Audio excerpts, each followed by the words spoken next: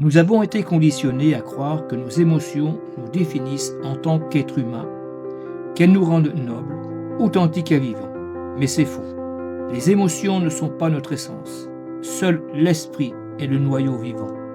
Au lieu de développer notre esprit, nous avons érigé le culte du moi et ainsi favorisé l'égoïsme, la recherche de plaisir et de confort, au lieu de purifier sa volonté et de s'aligner sur la volonté divine.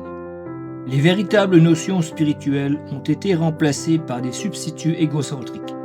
La confiance en Dieu a été remplacée par la confiance en soi. L'amour de Dieu et du prochain a été remplacé par l'amour de soi. La reconnaissance de Dieu a été remplacée par le désir de reconnaissance de soi.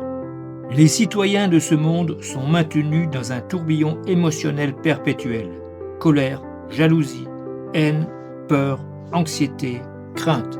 Lorsque nous sommes pris dans ces tempêtes émotionnelles, nous ne pouvons pas entendre notre esprit.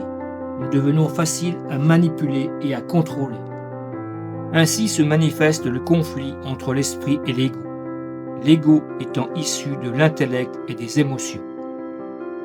Pour ceux qui souhaitent s'intégrer au grand plan de sauvetage de la lumière, nous devons choisir, soit continuer à vénérer les émotions, ou renouer avec notre esprit et nous soumettre à la volonté de Dieu.